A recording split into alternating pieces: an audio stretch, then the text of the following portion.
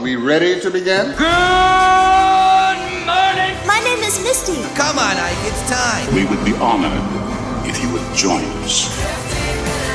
The greatest adventure of all time. We just become best friends. Yep. Come on, let's get in character. What are you waiting for, huh? Oh, come on! Hello, Moisty. My name's Misty. Just because you're moist doesn't mean you need to be throwing your negativity at me. Good morning, everybody else. Wow, I think he just excluded me. Well, you excluded me yesterday, so. Oh, that's right, I did. Fair's fair. You're right. So. I was thinking. So, tell me. I think that we should put out clips of the best of Misty and Ike on vinyl. I back that. Okay, look for that never. We're not going to do that. I don't know why I'm feeling vinyl-y today. Because it's National Vinyl Day. It's the vinyl countdown. You didn't see that one coming, did you? I did not. I was not prepared for that, but I'm so happy it happened. Yeah. Like, I think you just turned everything around for me right now. I was in here just getting a little sweaty and hot, and then you just vinyl countdowned me. Yeah, well, I mean, you just talked about Chris Helmsworth for 15 minutes. I can't imagine why you wouldn't be all hot and sweaty. Oh, good point. Man. We're not only we're on live on the internet right now. What? Literally. We just live streamed to Facebook. Oops. All right. I don't know how. I don't even know how you do that. It's not connected to the internet, but Lord knows we don't know how to run any of this audio equipment. We sure don't, do we? Speaking of audio equipment. Oh, it's running. Yeah, I think. Oh, I was talking about vinyl. Oh, vinyl. Yes. Let's try to pull it back around. Yeah, let's start the episode. That's not bad. Yeah. Not bad at all. Where did the first vinyl come from? France. Francais. Yep. In 1857, a French scientist named Leon Scott developed a phonoautograph, which used a vibrating diaphragm to record sound waves on paper. Now, this here says that Thomas Edison took the phonoautograph in 1878 and created a way to actually hear the music. See? Teamwork. Yeah, the device. 20 years of teamwork. There you go. Or just stealing somebody else's great idea. Right. The device used a stylus, like that little thing that like comes. A little pen thing. Yeah, the ones that comes with your iPad. Took one of those to cut grooves into tinfoil to record and replay the sounds. In 1867, an inventor named Emile Berlin patented the gramophone, and apparently he had a time machine, because why did you tell me about Thomas Edison in 1878 and then tell me about Emile Berliner in 1867? Things are out of order. Chaos in the streets. Chaos. You know what? Vinyls sometimes create chaos. It was just record store day on Saturday. Dude, I went to Amoeba, the new Amoeba in Hollywood. They moved from their old iconic building. Because of our former producer Nick said, hey, they still have that Foo Fighters vinyl. They have, I guess he called them or something. And I showed up and they laughed me out of the store. I was going to say, that thing was sold out by 7:03 a.m. Are you sure? In most places. I have friends that actually bought it from resellers on the internet for like $300-400. Yeah. Because the record stores only get a certain number of them. Yeah. They open at 7 a.m. First come, first serve. You think that there's going to be Foo Fighters records in Hollywood left over? Yeah, because whoever showed up first probably bought all of them. You're only allowed to buy one. They have a limit on all of them. That is a lot of artists fair. do this every year. They come up with a very special vinyl that comes out only on Record Store Day, and that's the only place you can get it. And they don't put it on any of the streaming platforms. Blah blah blah blah blah. Yeah, that's pretty cool. Is that to help keep record stores in business? Absolutely. Yep. When I lived in Seattle, I used to live right down the road from Easy Street Records, which is a pretty famous independent record store. And I can't imagine what that neighborhood would look like if Easy Street went out of business. Like all of the buildings and businesses that are there are kind of anchored off of it, you know? Yeah. Record stores are important. I think that this was something that when I was reading through this kind of like took me by surprise. So there's a Velvet Underground record that sold for $25,000, and that makes it one of the priciest records ever sold. What? The record contained early versions of many of the songs that would appear on the Velvet Underground and Nico, one of the most celebrated rock and roll records ever made. Now, while I agree, the Velvet Underground and Nico was a very big deal, I'm really surprised that there aren't records out there that have oversold $25,000. It's surprising to me that that's a high for a record. You're telling me that that's the most expensive vinyl record? It's one of the priciest that's ever been sold. Okay. Yeah. That shocks me. I figured it would be higher. Well, you know, like I'm when going to you Google that in a minute. Yeah, when you talk about like, you know, now that we're into things like NFTs and people pay Right. it 60 million. Right, Yeah. exactly. It just surprises me that one of the most expensive records ever sold is only $25,000. Well, what happened to that one of a kind Wu-Tang one of one copy? The one that Martin Shriek, the Pharma Boy, was that bought? was that a CD or was that vinyl? I think it was a vinyl. Because that would be like I'm sure it's in a storage somewhere because he's in prison. yeah. So for They raising should. insulin prices. Yeah. Well, this here says weird. Victrola.com says, what is vinyl? Victrola. Calling records vinyl is much like calling a fence wood or a surfboard fiberglass. Vinyl is the material the record is made of. And before vinyl was shellac and before shellac was gigantic cylinders made of zinc and glass, that should be a comma. And this isn't written right, but that was way back in 1887. Reeling back to what is vinyl? Vinyl is a synthetic plastic called polyvinyl chloride. It is made from ethylene, crude oil, and chlorine. And its creation was part of the plastics boom in the early 1900s. Material scientists were constantly innovating with these synthetic polymers that seem to outperform wood, stone, leather, ceramic, metal, and glass in various respects. And right now, I feel like we're in like the Thanksgiving Day parade, and I'm just like, and back to you, Misty.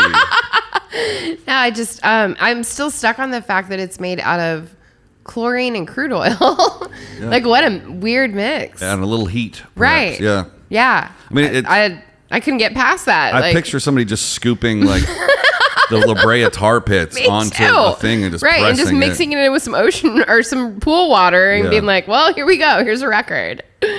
Did you know that there's a difference in the way that a black record versus a clear or colored vinyl play? I did not know that. So clear and colored have become very, very popular, extremely collectible among fans of particular bands. Mm-hmm. Clear and colored records attain more surface noise over time than standard black vinyl records do. Really? So they'll lose the sound quality quicker. But a lot of people, like collectors, they don't actually buy those to play. They buy those to show off. Yeah. So, but yeah, that's interesting that they collect more surface noise basically over time. Do you know what the average play time on a 12-inch record is? I don't. At 33 1/3 RPM? I don't. In 1948, backed by Columbia Records, the first vinyl record was introduced at the soon-to-be standardized 33 1/3 RPM speed. It used micro-groove plastic to extend a 12-inch record's playtime to 21 minutes on each side. 42 minutes of almost uninterrupted. Now, kicking that back to Monday's Dick Wolf episode. Yeah. TV is 42 minutes with commercials. Whoa! Stay tuned on Saturday when we tie all this together, but put that in your pocket and hold it. Whoa. Okay. Wow. So there's a guy named Paul Mawhinney. Mawhinney. He is believed to have possessed the largest record collection in the world. Whoa, how many does he have? He has over 1 million Stop it. LPs. Are they like, did he go to the store and buy each one or did he buy them in bulk? I think he started out as a music record collector. Even like if they were buying only, records he liked. Even if they were only wanted. $1 a piece, that's over $1 million. Yeah. Well, we got him on the phone. Go ahead, Maloney Mooney. Go ahead, Paul Mawhinney. Tell us. Do you know all about That's the incredible. speeds? I know more about LP versus EP versus that. Yeah. I don't know squat. LP means long play. Yeah. EP means extended play. Yeah. Then you had singles. 45. And 45s. Yeah. Do you remember, did you have a record player as a kid? Oh, yeah. Okay. Yeah. Just making sure. I mean, I didn't. My family did. My mom did. And she bought me, I remember I had a small record player for my room, and she would buy me, those were some of the first things that I remember my mom ever buying me. Mm-hmm. She would buy me the 45s. And my favorite thing to do was to hit the speed and make it sound. Yeah. That was going. So your 45s were meant. They were 7-inch 45s. Yep. They were meant to rotate 45 times a minute. Yep. And when you slowed it down to 33 1/3 for the big records, that's why Misty and Ike are Right. now brought to you in slow Yep. motion. Because there was a little knob Yep. that you would have to change depending upon which one you were listening to. Well, there's a third speed. Did you know that? I didn't The know that original. there was a third. 78 RPMs. Interesting. This was the classic speed. It was generated based on the modern engine of the time. Large 3,600 RPM engines would operate with 46 teeth gears. As the shellac records were mass produced, these engines would run at a speed of 3,600 divided by 46, or roughly 78.2 RPM. Thus was the speed it needed to be played to hear the audio appropriately. I did not ever know that. Nerd math gears. Yeah, you just nerd mathed me. Yeah. Once 33 RPM records popularized, only older classic music still made it onto 78 RPM records. When was it that records kind of became not cool and 8-tracks became the thing? Was that like the mid 70s? You're either looking at my screen or you have a very good question. No. Yeah. 1979, the beginning of the end for vinyl records. Check it out. That's so weird. Not even see that. Yeah. Devised by Marasu Ibuka, the co-founder of Sony. In 1979, another device hit the music industry with implications equal to that of the first record player, the Sony Walkman. If you are over the age of 35, the hair on the back of your neck probably just stood up. Don't put stuff like that in articles. The Walkman changed everything. So it was 1979. 8-tracks came along before 1979. Definitely, because I remember when I was super little, my mom had the record player and she got me a little one, and I played records. But it was a very big deal when she got me a little 8-track player. Yeah. I was like, this is cool. And 8-tracks were enormous. Like, as a little kid, they were like bigger than my head. We have thousands of them here at the We do have studio. so many of them, and I'm enamored by them because I just, as a kid, when my mom would give me like an 8-track to go play, it was the coolest. I loved 8-tracks. Well, okay, so we saw like the decline of all of that, but I have good news. 2011 was the return of vinyl. Oh, I have differential information. I'd love to hear yours first. I have 2011 being a banner year for the resurgence of vinyl. Yeah. More than 3.9 million records were sold. That marked a 39.3% increase over the prior year, and numbers have only gone up since then. Check out these freaking stats. All right, you give me your stats. In 2008, for the first time since 1984, the sales of LPs rose, and it wasn't a minor fluctuation. Vinyl sales increased by 89%. It's all stats, right? So It is. if you judge I mean, 2008 you could- against 1984 or whatever. well, you would since- be judging. Yeah, exactly. Yeah. Well, here's the reasons for resurgence. Because it's trendy again. Yeah, it's hard to say what accounts for this meteoric resurgence in vinyl records. Some claim that vinyl records sounded better, and many value the personal record collection. But in an age where digital sounds are perfected down to the very waveform, could this really be true? I hate the way you write, whoever wrote this. This audio file suspects it's the process of perfection. I don't care what that says. If you'll allow some musings of... Okay, I'm not going to read that. I'm not reading that. I'm not reading it at all. Well, I think that they came back because we definitely went through a time frame there where people wanted the old when things were simple and things were easier then. Yeah. And like, also, they became something, it's incredibly, incredibly collectible. Yeah.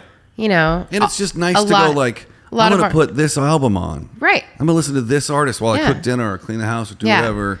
I'm not one of those people that like. It's very rare that I can listen to something with my headphones on and be like, "Oh wow, I never heard that before." But there are people that listen to records that are like, the quality of something coming out of that is just something. It means something to their ears. Yeah. And they're I myself would never be able to hear it, but Yeah. I think it's cool that people can. Yeah, and there's different pops and hisses in every individual vinyl in each, record. Yeah, and the way that needle touches that vinyl. Right. Yeah. Yeah. Like I said, I am definitely a few years older than the hipstery crowd, so I don't have a record player and I don't have vinyls now, but I have a record sure player. had a bunch of them when I was a kid. And I have vinyl. I don't have a needle or the power supply to my record player. I do have some vinyls, like some gifts that have been given to me Yeah. from artists that I've worked for and stuff. But no way to put. I wouldn't play them anyway. They're something special that I wouldn't want to ruin. I think it would be cool though to press up some Misty and Ike on vinyl. I think it'd be really funny. Misty and Ike's greatest hits, perhaps. I would do it. One day. Can we put our faces on a clear vinyl? And just can have see it through spinning. us? Oh, that's so funny. I'm on one side. I'm on side B and you're on side A. Oh, I love that. I mean, I'll be on side B too. You be on side A. It's fine. What if it's only things that you said on side A and only things that I've said on side B? And you have to play. It's like the Wizard of Oz. You have to get two vinyls and play them you have at to play them at the same time to time. hear the conversation. Yeah, you need a turntable. So that would actually be pretty amazing. Wow, sales of vinyl record players would go through the roof. Yep. Well, folks. Yep. Tell us what your favorite vinyl record in your collection is, and what you play it on. Hopefully, a record player. Because if you can play it on something else, we really want to know. I'm pretty intrigued. And also tell. I mean, most vinyl comes with a digital download now, right? Yeah. I mean, is almost unless unnecessary. like I said, unless it's one of those very special record store day, Yeah. special releases. Yeah. Well, It depends. thanks for listening, everybody, and watching. Go play some records. Go play some. And if you don't have a record player, just go listen to some music. go stream it. Go listen to it somehow. Yeah. Doesn't matter. Go Take listen a- to some music today. Take a break from a Misty and Ike marathon that you're on right now, Don't and do just go that. listen to music, man. You could listen to us sing. I dig music, man. Nice quote there. Hey, every once in a while, Bringing it back. even a All broken right. clock. All right, folks. Okay, bye. Bye.